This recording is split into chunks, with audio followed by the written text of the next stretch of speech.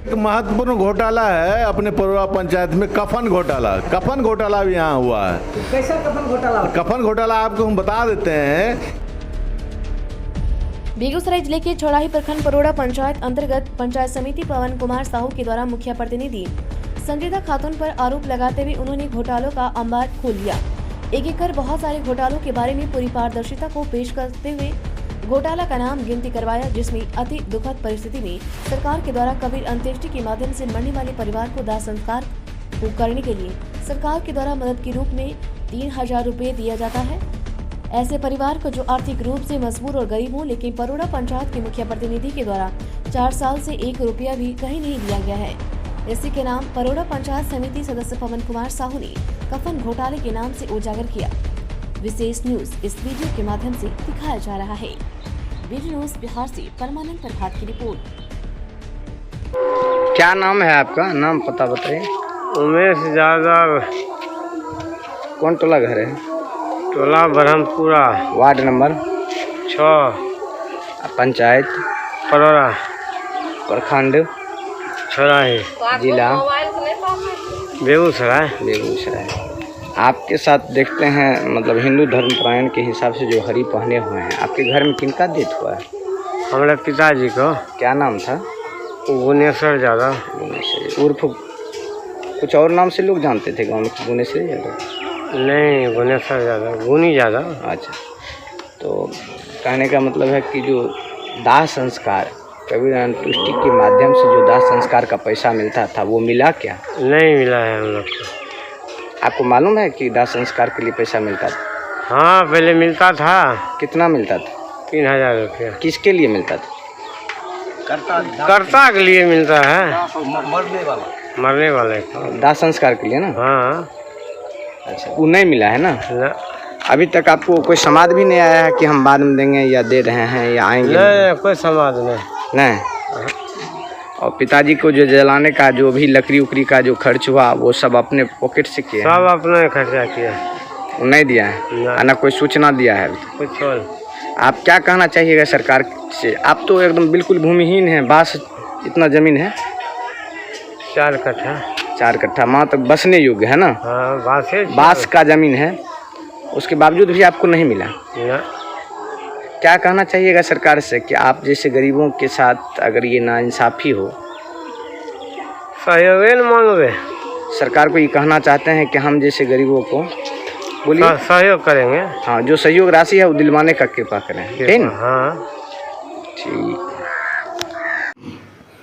बहुत बहुत धन्यवाद बीना जी। बीटी न्यूज़ के माध्यम से हम तमाम ग्रामवासियों का हार्दिक अभिनंदन करते हैं, हृदय से नमन करते हैं, कोटि कोटि धन्यवाद देते हैं कि हमारे जैसे निम्न किसान परिवार का बेटा को उन्होंने लगातार 2 बार परोरा की धरती पर अपना प्रतिनिधित्व करने का अवसर दिया, चुना। इसके लिए हम आवाम के लिए आभार प्रकट करते हैं। रही बात हमारे जो 5 वर्ष बीत गए, 5 वर्षों के अंदर हमने जन समूह के लिए अपने दायित्व का निर्वहन कैसे किया, इसके संदर्भ में थोड़ा खट्टा थोड़ा मीठा अपना अनुभव आपको हम शेयर करने जा रहे हैं।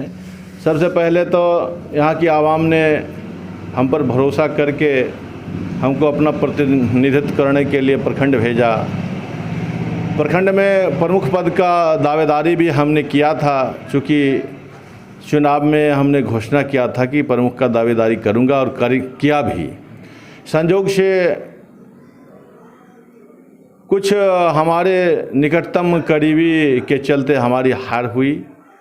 हार होने के बाद जो है से हमारा जो घोषणा पत्र था चुनाव में, 7 संकल्प था, वो संकल्प इतना जन कल्याणकारी था जिसे देखकर स्थानीय प्रतिनिधियों के पेट में दर्द होने लगा और उसने हमारा काट करने के लिए सबसे पहले तो प्रमुख के चुनाव में हराने का काम किया।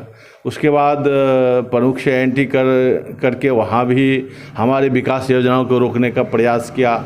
हमारा जो संकल्प था उसको धूमिल करने का प्रयास किया।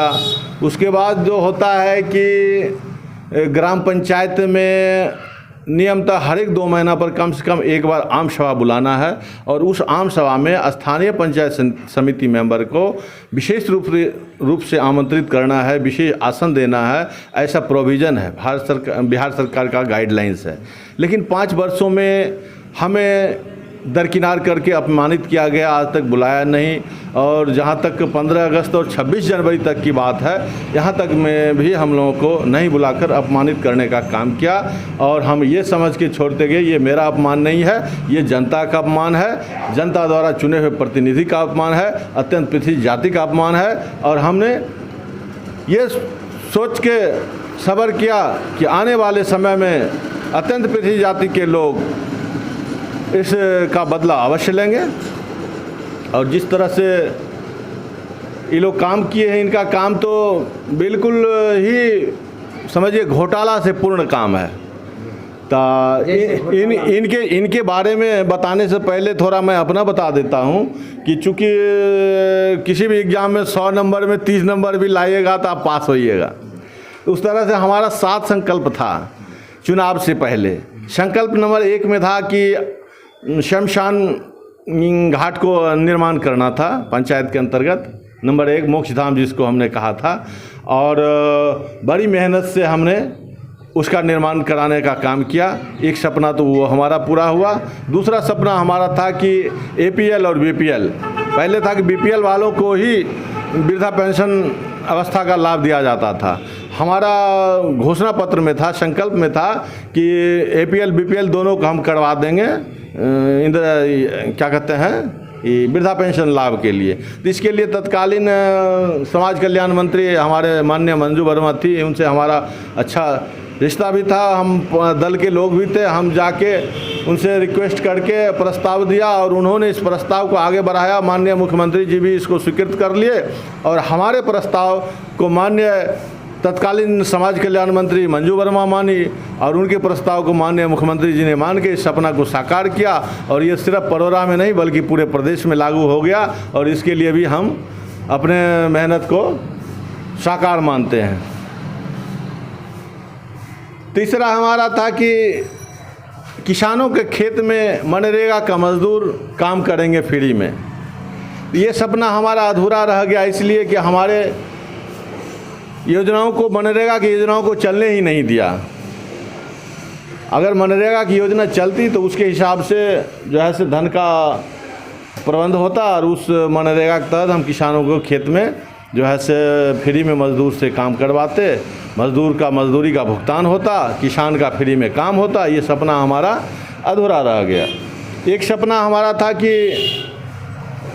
सामूहिक कन्यादान योजना लागू करना था। जो गरीब लोग हैं, लाचार लोग हैं, बेटी की शादी नहीं करने में असमर्थ हैं, तो हमारा उद्देश्य था कि अगर हम सत्ता में काबिज होते तो अपना प्रस्ताव रखते और हमारा जो क्या कहते हैं मानदेय भी नहीं कहिए इसको, जो हम लोगों को मिलता है 1000 प्रतिनिधि को 1000 रुपया 2000 रुपया प्रति महीना, इसको मानदेय नहीं कहा जाए, क्या भत्ता मिलता है, वो भत्ता हम स्वयं भी नहीं लेते और लोगों से प्रेरित करके। हाँ, कफन घोटाला के बारे में क्या? हाँ, तो एक महत्वपूर्ण घोटाला है अपने परोरा पंचायत में, कफन घोटाला। कफन घोटाला भी यहाँ हुआ है।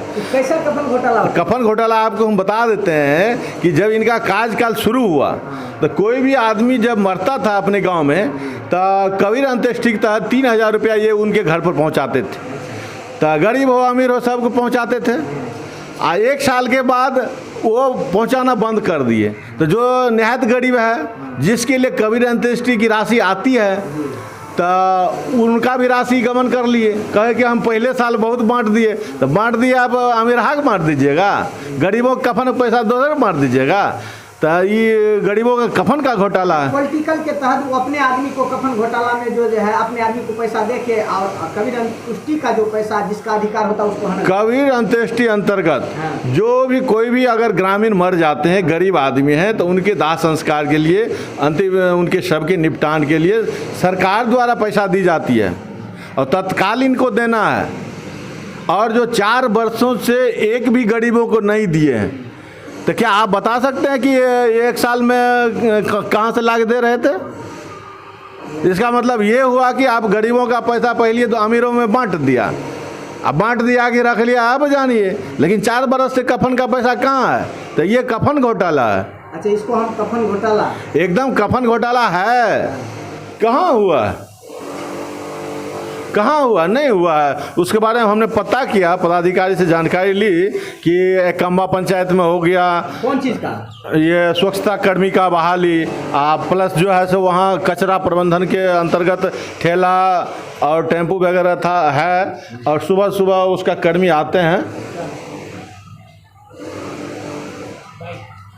सुबह आते हैं और कचरा पब्लिक से कलेक्ट करके ले जाते हैं, और परोरा में नहीं हो रहा था। इसके लिए हमने पदाधिकारी से इस पर जानकारी चाहिए, तो उन्होंने बताया कि जहाँ नल जल की योजना विधिवत रूप से चालू हो गई है ससमय, उसको सरकार कचरा प्रबंधन के तहत ऐसा उस पंचायत को उभार देती है। अच्छा, दूसरा चीज़ हम आपको MDM घोटाला के बारे में कुछ जानना चाहेंगे, क्योंकि कुछ प्रकाशन में आया था कुछ दिन पहले, उसके बारे में आपका क्या था? देखिए, जहाँ तक MDM का चावल घोटाला के बारे में आप पूछ रहे हैं, ये कोई नई बात तो है नहीं, ये तो बहुत पुरानी बात है। आप लोग तो घोटाला किलो 10 किलो का बता रहे हैं।